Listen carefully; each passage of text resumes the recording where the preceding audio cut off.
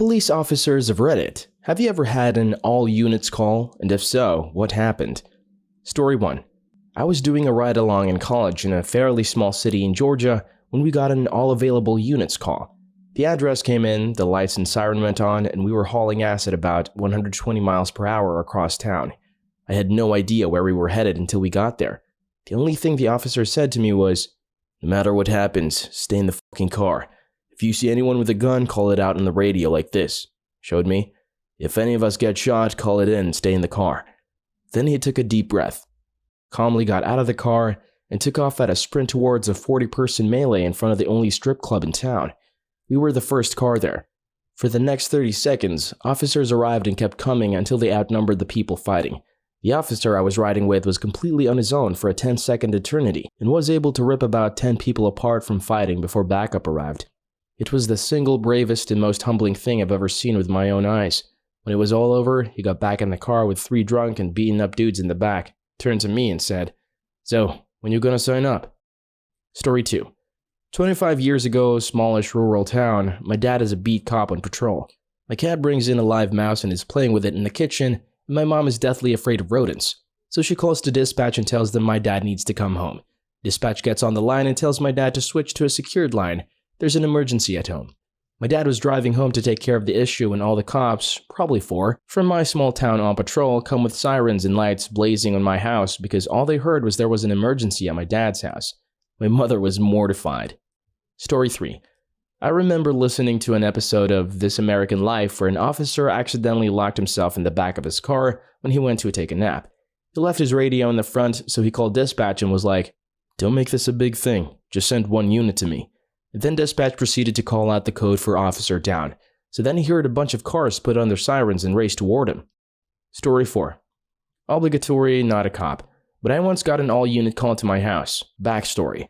My mom was dating a meth head and everyone knew who he was, and our address. I was around 15 and one night, he went off the rails and was beating the shit out of my mom.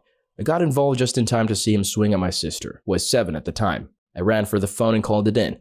I got as far as the address when he grabbed me by the neck and threw me. Well, the dispatcher heard my garbled yelp and called it in as a possible homicide in progress. That combined with his reputation sent every single cop in the surrounding jurisdictions came flying our way. By the end of it, I think there were 20+ police officers at our house. I ended up hitting him with my mom's cast iron skillet to keep him there just as the first officer showed up. He was super cool about it and pretended he didn't see a thing. It was a terrible night and my mom was mad at me for months. But man, you don't fuck with my little sister. Story 5. Former Royal Canadian Mounted Police here in a small tourist town was working on a regular midweek day shift when we received a dispatch call for a bomb threat in the industrial commercial sector of the town. We all went there, called in the bomb squad, and the dogs got people out of the area and so on. We were roadside when we got another call that the local bank's silent alarm was turned on. Now we are in Canada in a tourist town, and things are usually relatively calm. But this was absolutely chaotic. We got the all-unit call, they call our neighboring detachment to help. We all split and head to the bank. We arrive, around 20-some patrol cars all around, there to see all the bank employees bound and gagged. Smoke everywhere from smoke bombs. We realized very quickly that the bomb threat was a diversion, and we immediately were told to be on the lookout for 3 males identified by the bank staff, including a former bank employee. We get the word out to the Canadian Police Information Center and to the airports and border crossings. We managed to catch 2 out of 3 of the guys. The last one flew back to his home country, was in Canada on a student visa. We remained on high alert for days after this, looking for the 3rd guy. Canadian authorities worked with their colleagues from the other guy's country to get him extradited almost a year later. In the end, as I recall, about $130,000 were missing and never recovered. For most of us, it was the first time we had a bomb threat and or a robbery. The first time we were guarding an area, expecting to be shot at from an unknown location. The robbers were reported to have AK-47 type looking weapons. Story 6. I got run over by someone fleeing the scene of an incident that they weren't involved in. He just got scared and had a gun on him. I was out of my car talking to the person who called, and my partner was trying to stop the person who was really called on. So he didn't even see me get hit. No one knew I got hit or where I was because my radio went flying. Luckily, there were a lot of witnesses who called 911 and found my radio.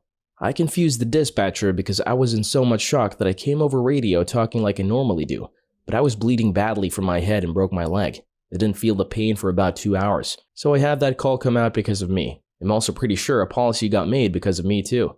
Story 7. Buddy's first day on the phone at a fire station in an international airport. Airliner detects a fire in the rear by the generator. They're coming in hot and need assistance immediately. Buddy decides a major airliner incident is imminent. Calls the city fire department, which might have 80 fire stations.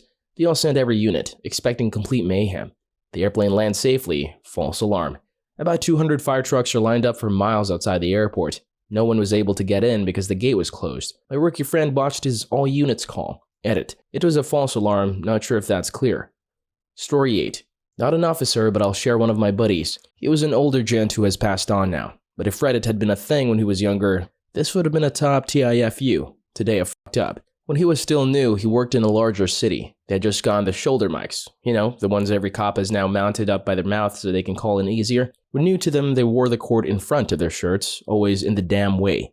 And great handles when people wanted to wrestle. Jimmy was called one night to a bar brawl. He strolled into the bedlam almost over. He was a rookie, always getting the shit detail, so he was becoming famous in his department for ruining his uniforms. To the point he was having to come out of pocket to replace them. He walked into a vet telling him to cuff everyone still there. They'll sort them out later. Jimmy grabs the closest guy, they struggle a little and go down to the ground. As they do, rip, Jimmy splits his pants, clean up the backside. Knowing he's going to be the butt of jokes anyway, he turns his head to announce to the other officers. Well, that's another uniform down, and keys his mic. Base hears uniform down. So does everyone else in the county. The radio explodes with chatter, but the 3 cops at the bar already have their hands full, so they turn down the radios. Fuck up number 2. Base decides to roll everything with lights to the scene. Jimmy said they were glad of the help when the first few cars rolled up, but they just kept coming. He was known as Jack the Radio Ripper till he transferred. Mine were reprimanded and he still had to pay for the pants. Story 9. Years ago, a friend of mine was a dispatcher for the county. He covered sheriff, EMS, and fire communications, and also worked with communicating with other agencies as well. From the state troopers, he got some sort of text communication. Not a phone text, this was before that was a thing. And it referred to an accident with injuries at the intersection of I-40 and Business 85. Something along the lines of, collision I-40 bus, 85 injuries involved. The way it was abbreviated and written made him misread it. Instead of an accident at 85 Business, he thought there was a bus collision on I-40, with 85 people injured. He dispatched every damn fire truck and ambulance the county had. They showed up and it was a 2-car wreck with minor injuries. Story 10. Former cop here. All units call was basically a riot at a large nightclub in a very rough area of the neighboring city. Once things were finally calmed down and the dozen or so people were taken away, and my boss wanted us all back in our city, I was amazed at not only how many cops showed up, but from where, counties and towns I had never heard of before. I looked up a few at the end of the shift, and some came from an hour plus away. Story 11. Was a military police officer on a rather large base. I was getting off shift and being transported back to my barracks by the guys coming on shift, so I could check in my weapon. Suddenly we got a call for all units to respond to a section of base housing. A military wife was having an affair with another soldier while her husband was on deployment. Supposedly the husband was due to return soon, so she tried to break it off with the other guy. He responded by stabbing her several times. My team leader and I searched the tree line with our weapons drawn, cause he's armed and it's dark outside, you know. I actually passed the guy with my team leader a few yards behind me, and suddenly he comes out saying, "You're looking for me." Scared the shit out of me. My team leader covered him while I went in for the handcuffing, making sure that I had my knee firmly planted in between his shoulder blades, and thoroughly covered his upper torso into the muddy terrain. Not sure what happened after that. He was taken to a holding cell by another squad, and I got to go home. Ended up getting transferred from that base a few months later, but I know the wife survived the wounds. Story 12. Former military police here. Air Force Security Forces, to be specific. I was patrolling base housing doing some training. I had been on station less than a year, and we heard a gunshot. We called it in immediately and started heading in the direction we heard it from. Those houses were duplexes, and the neighbors called it in as well. Dispatch sent us, another police unit, and then the entire external response force. This was on a nuke base, so even things that don't actually have an impact on the nuclear mission totally have an impact on the nuclear mission. We had 19 total people on the scene within about 3 minutes. As the first ones on the scene, my post leader and I were already at the door when the rest of them showed up. I was thankful for them showing up when they did, because we were about to breach the door and go in, just the 2 of us. We were told to hold for 30 seconds while the RF team got set up. Now we had a full stack and breaching equipment. I made a fist and thumped my helmet, signaling the breacher, who came up with his Halligan tool. My leader was number 2 in the stack, so she had to throw the flashbang. One of the RF guys passed it up from somewhere in the back of the stack, and as soon as the breacher had the door open, she tossed it in. All it did was scare the shit out of the dog. Only the husband was home, as his wife was deployed. He was sitting in the dining room on a chair with an SKS in his lap. I was maybe a pound or so of the pressure away from pulling the trigger on my rifle when I realized that this dude's head was not fully intact. The SKS was only in his lap because the sling got caught on his arm after he pulled the trigger. As we cleared out the rest of the house, per procedure, I had my non-firing hand basically stuffed in my mouth to stop myself from puking. The dude's wife had sent him pictures and videos of her cheating on him multiple times and telling him she wanted a divorce. He thought there was no other way out, so he shot himself. The only good news from that day is that we actually had pictures and video evidence to use to charge her with adultery. OSI, like an Air Force version of the FBI, pulled her out of her deployment and got her back on station, and we charged her with everything we could, including Articles 92, 107, 125, which covered sodomy, and 134. She was stripped of all rank, forfeited all pay, went to confinement, and was dishonorably discharged after her 11 years of service. The neighbors adopted the dog. He was a good boy and nobody wanted to see him go to the pound. Story 13. So I interned at the local PD at a time when all stations received new radio devices. The new devices looked a bit like old cell phones and had a bright orange panic button on top. It was meant for situations where, for example, a single police officer was attacked and needed help. Pushing that button resulted in all communication on the standard channel 1 being turned to one-way communication only, so all units would listen to what was going on wherever the panic button was pressed, and an automatic all-free units call. All other units had to switch to the much weaker channel 2 to communicate, but channel 2 only allowed one device to speak, so either dispatch or car 1 or car 2, etc. could talk, but not multiple people at the same time like on channel 1. To disable the panic mode, you had to push the bright orange button in a certain way, think of holding it for 3 seconds followed by 4 quick pushes.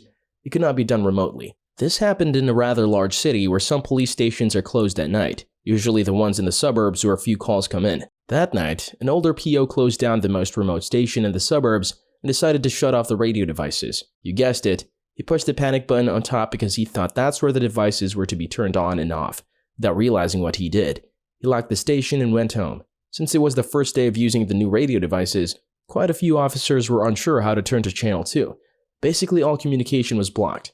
Cue panic everywhere with frantic cell phone calls to dispatch, and dispatch trying to figure out who closed the station, and thus had one of the only keys to open it, so the panic mode could be disabled. This unintentional all units call turned to an actual no units can call, though quite a few units were busy trying to resolve the situation. Story 14. Not a police officer but used to work corrections. An inmate decided to try and fight one of our newer guards. The inmate failed to realize he was a military policeman trained in hand-to-hand combat and just a good fighter. Lol. We watched it on the cameras quite a few times after. Story 15. All unit calls are more common and less critical than movies would have you believe.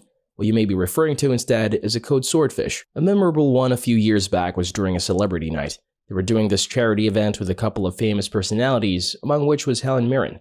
At around 2 a.m., a code swordfish is sent out and everyone rushes to the event.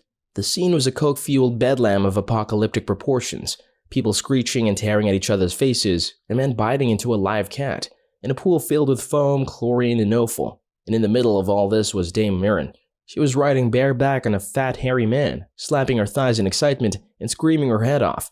Never saw so much vigor and ecstasy in a single person. She was making this weird facial thing like a horse blowing raspberries and throwing loud wet farts at each other.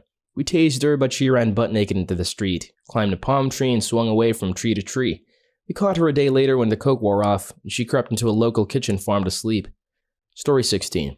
Usually about once a month or so, we're taught that if you need backup if shit hits the fan, call it in, and worry about how many people come later. A unit was on patrol 2 weeks ago and some guy just started shooting at him. All the unit got out was, 34th Street, 1033, I'm taking fire. 1033 is the code for sending the cavalry or officer in need of assistance. It all ended fine, we caught the guy, no injuries, but you better believe every officer in our area dropped what they were doing and went. In another recent one, a mini riot broke out at a candle vigil for a murder victim. An officer stepped in alone, bad move, to stop the fight and started getting his ass handed to him. All he said was, Potomac, 1033, but it worked. We came in, dispersed the crowd, and got out. Edit. Good chance to rant about a pet peeve of mine. When 1033 goes out, there are always a few units who block the air with useless chatter. Hold me responding. What's their location? Dispatcher, I'll come back to my current assignment later. Do they need a rifle on the scene? It drives me crazy. Get off the radio and leave the air clear for the unit fighting for their lives. and every unit not on something absolutely necessary is required to respond. Why would you waste time to say you're going? No shit you're going.